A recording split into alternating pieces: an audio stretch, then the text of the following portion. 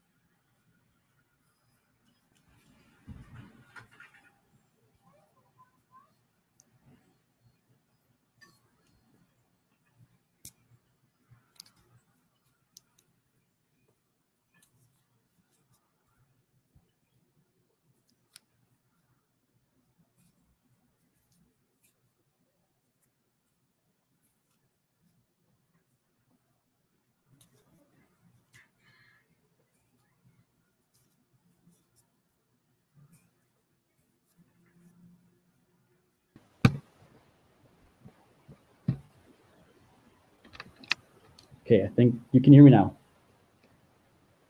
Good, good. All right, fantastic. So you mentioned that because of physics, everything in the universe follows that, and I agree with that. And you did mention subatomic particles even down on the quantum level, which are completely deterministic, and we are made of those as well. So it seems a little bit from that point that you can't have random and completely predictable to coexist at the same time. And then you take that a step further and you want to look at like hard determinism. I feel or actually not I feel, but is completely. It's not going to be able to work in the fact that if we were inanimate objects, we didn't have higher consciousness. It's more when it comes to freedom of the will. It's not so much that it's free, it's random. It's more the fact that we have control over our decisions to a certain degree. Now, you look at that with that determinism, you have the idea of your past predicts, sets your future. I say to some degree with in the physical world that is true, but we have something inside ourselves that can go outside of that. So for example, someone who is addicted to drugs, has done drugs, become addicted to drugs, if their past alone were to define their future, then they'd be a drug addict until they die or for the rest of their life. But people from within themselves make the choice to no longer become drug addicts and to recover. Or there's a lot of things like that. Or, with children growing up in abused homes typically will grow up to become an abuser as well, but there's some who don't do that because they make that individual choice. So they have that we have some control over what we do. It's not unlimited free will, but it is limited. It's limited. We cannot control the physical events around us, but we have some control over what we in response to those events that we are experiencing.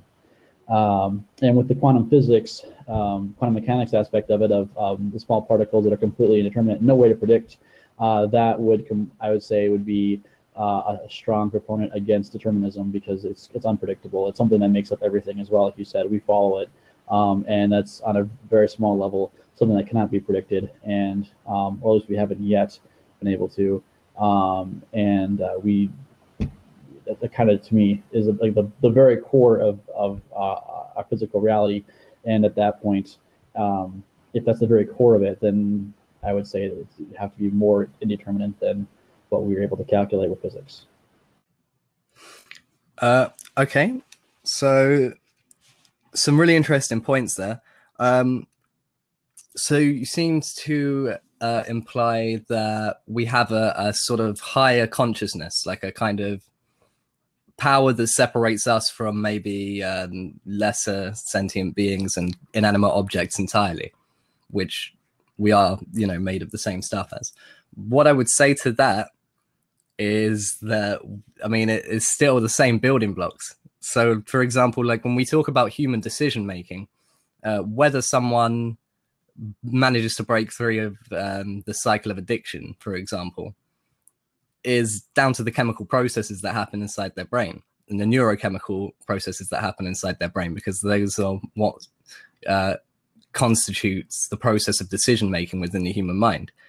And then when you look at, well, what are the synapses built of? What is the human brain composed of? What are the neurochemicals composed of? And you break it down and it's subatomic particles following the laws of physics.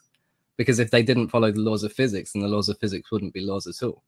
And so then we get on to the uncertainty principle and the inherent randomness, or supposed randomness, as far as we're concerned, of the subatomic world.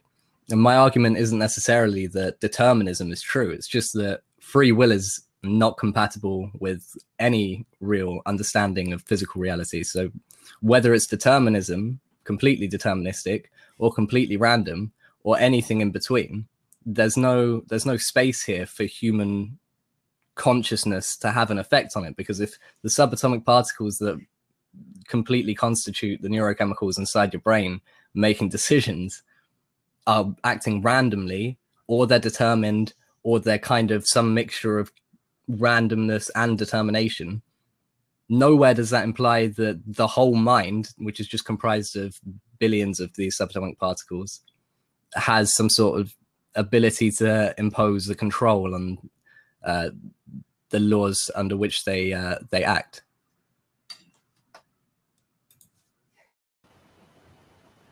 All right. So what I'm understanding is that because what you're saying is because we are physical and we are made of everything else, is we have to follow laws of physics. What I'm going to say to that is, so I guess what you'd be saying is that you'd be denying human consciousness, or a higher consciousness, if you will, over inanimate objects or less advanced sentient beings. From just pure observation, have to disagree with that. I mean, you look at small, like less advanced sentient beings like insects, who almost purely just act off of instinct, and then you have even like pets still largely do. Humans do have instinctual thoughts at times, but we do have more control over if we want to actually do them or not. There's something beyond a physical decision making that seems to be at play when you just observe people, when you observe other animals and whatnot. We don't, the fact that we can sit and think about something is, instead of just reacting to it like we have to, like our past has set for our future. The fact that we can sit and ponder something and what decision we want to make is, I would say, even just a glimpse of something of a higher consciousness that allows us. It goes beyond physics, a higher aspect of humanity that goes into that decision making. So therefore, I would say, some control over our decisions of what we do. Okay, so essentially what I'm understanding, and I don't know if this is something I'm inferring or it is your point, is that humans essentially have some sort of like ordained supernatural kind of spiritual thing, you know, maybe a soul, I don't know, like within them that separates them from the rest of the organic kind of natural world, if that makes sense. So like we stand apart from other animals, lesser beings, for example, not necessarily because of our like ability to abstract, but more that it was given to us, or that we had some. So what I'm going to say is, I might be completely wrong there, and you can correct me. But I'll try and deal with the things I'm sure you said. Like, so for example, insects and lesser creatures behave much more instinctively. It's all, you can kind of see how robotic it is to an extent. Well, I would say like that's only true, and it correlates very well with things like brain size and like lifespan. And so, for example, when you look at rats, for example, are one of these creatures, you know, incredibly small brains, and yet they have actual rules with regards to engaging in things like play with other rats.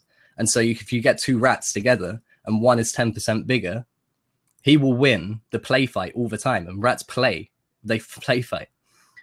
So the bigger rat has to let the smaller rat win at least 30% of the time if the smaller rat will ever want to play fight with it, because they have some comprehension of playing fair and rules of that nature. And so what I'd say is that we have no real understanding of what goes on in the minds of smaller animals. And the more we research, the more we discover that they're actually far more capable and intelligent than we give them credit for.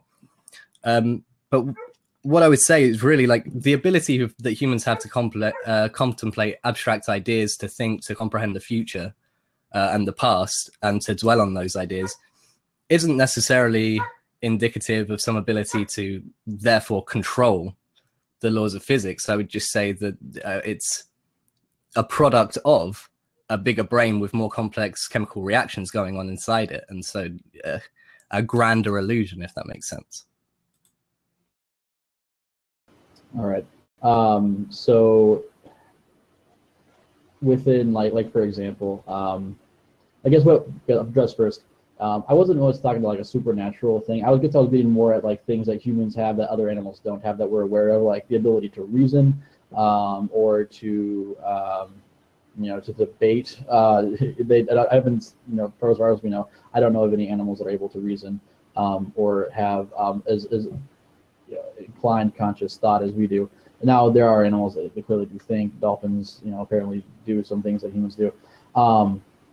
But there's, because I guess goes into it what you said, like there is, you know, a larger brain, there's more things going on, and we don't fully understand it yet. And there's a lot of debate on if there is, you know, a non-physical aspect, like a soul or a spirit or whatnot of a human or a consciousness that is out there. That's what I was getting at. And because we have that, it's allowing us to even question, I guess, our physics, like if we should just follow the natural reactions that we have to our stimulus around us, or we can choose to do something different to have a different outcome.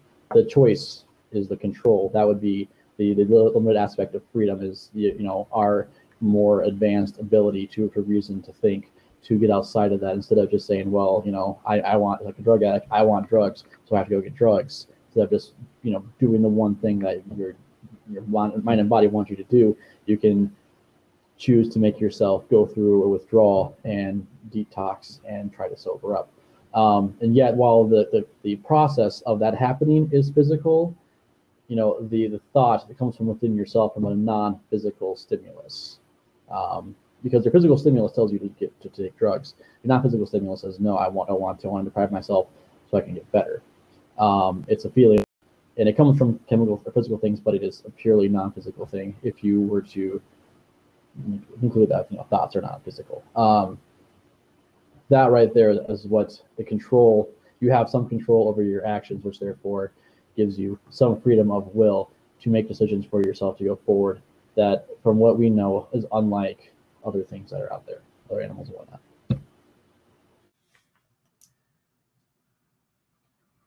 Okay. So essentially, our ability to kind of choose and maintain a level of free will is based on our ability to abstract ideas and have advanced reasoning that other animals are not capable of. And what I would say to that is that you would have to provide some sort of model, some sort of evidence for a non-physical interaction. Because, so for example, you said like it's the choice someone makes to not do drugs. The drug addiction is a chemical reaction, but the choice they make to step away from them is whilst chemical, is also non-physical, and that to me isn't really coherent. And I mean that as a jab, but I just mean like, if everything inside your brain is a chemical reaction, and we understand that like the processes of thoughts and ideas and deliberation is just neurochemical transmissions, then there's not really any room there for a chemical transition that's also a non-physical abstraction in itself. And so like, you might say, for example, like the ability someone has to wean themselves off of drugs, which would be the chemical dependency. And to that, I would just say, well, without the evidence to say that they've managed to do this with this non-physical model, I would say that that's an illusion in itself. And in fact, they just have the mind of someone who would be able to wean themselves off of drugs. And this is why some people are completely incapable of doing it. It's not because these people are inherently weak-willed. It's because their brains are actually fundamentally different, and they don't have the ability to wean themselves off of these drugs or break the cycle of abuse, because they're just not, they don't have the same mental, physical makeup as a person who has the mental will. All right. Well, yeah. It's with the mental will. I mean, it's the decision making. Yeah, it's physical. I mean, we are physical, so clearly it's physical. But it's, again, like I said, the mental will, weaker will. As Nietzsche said, that there's it only comes down to whether or not, if it's weak will or strong will, and want something or not. And I guess that's my whole point is, not even if it's physical or not. It's the fact that we have the ability to have freedom over our decisions, over what we make, and we just don't have, like, if it's, I guess I'm just going to come back to determinism a little bit, because which is the kind of the core, the cornerstone of not having free will. And when you if you have to follow through with what your past, I mean, it's that to some degree, like past events, staged events for what's coming in the future, then that should leave no room for any freedom, for any weak-willed or strong-willed, or any decision making. It's just what you do. You have to, you have to follow suit of what's happened and what's going to happen. When it comes down to, like rats have rules. Okay, that's something they figured out on their own. That's what they do. That's how their minds work. But I'm coming down to the fact that it's if you should have, you did something A happen in the past, so then some B should happen for your future. And if there's no free will, there's no freedom of choice in the matter whatsoever, then you will have to do B. Instead, you may have some other factors or something inside you that lets you be able to choose C. And that if that was the case, there wouldn't be options. Freedom wouldn't be a thing. That also draws into play that no one is actions. People can do whatever they do. Shouldn't be throwing people in jail. People shouldn't, be responsible for, for whatever they do. That takes away any kind of moral code or moral responsibility. If we have to, follow suit of what's happened in the past, and just keep going. That takes all that away, and we don't see that in our society. And we still hold people accountable for what they're doing, even though if there's no free will, there's no choice in what we do, then we shouldn't be. People should be able to do what they do and not be held accountable for it. And we just don't. That's just not how anyone, as far as I'm aware, views in our society. And we'd have chaos if that was the case. All right, so you touched on a ton of interesting topics there, and I don't think I'm going to have time to get through all of them, but I'll try and work my way through. So you said that if things were determined, you would just have to follow the track from past to future. And say your past led up to this point, which is the present, and you have no choice. A or B, doesn't matter. It's what's determined. If that was true, but you're saying because humans have free will, we have the ability to choose A or B. If it was just determined from the past, there would be no room. Humans would just be robots on a track, right? But what I'm saying is that you're not taking, if you take a step back and consider all of the information of the universe up to that point, but also consider human will, everything that's going on inside the mind, a factor of information in that, it plays into the determinism of it. Because if someone has a mind that for 18 years has been raised in a particular way, and they've always seen the world a particular way, made choices throughout their entire life that they thought were free, all of this information is converging on this one point where you think you have a choice.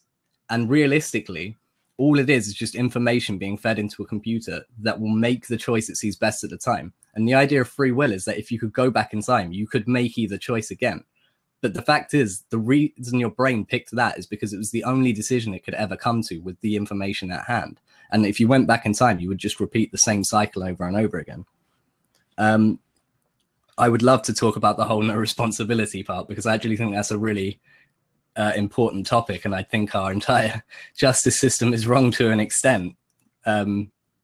Retributive justice doesn't work, and it's not a good idea, I don't think. But I've only got 16 seconds left, so I just want to close by saying fundamental particles of the universe only are beholden to the laws of physics, and I don't think humans have the ability to change them at will. Thanks a lot. All right. Yeah, I agree with you on that as well, on the system. But in response to with the let me say this, when it comes down to decision making, like there's been times in my own life, I know people like, yeah, you make the decision that you think is best for you at the time given your information, but people sometimes don't know what to choose. They're stuck between two things. That is difficulty of choice in action. In person, you're seeing it because they don't know which way to go. They don't know, set and not determined.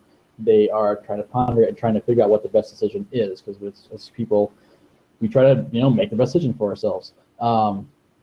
And if we didn't have that, I guess that wouldn't even be an option. We wouldn't, that wouldn't be a thing. And then, yeah, it's if we had no, again, I guess to reiterate, if we had no free will, we shouldn't be held accountable for our actions. Then it would just be kind of a scam that we're getting pulled into by government for basically punishing us for things that we are not, you can't help that we're doing. But yeah, that's all I had. Thank you for a good debate, and I appreciate it.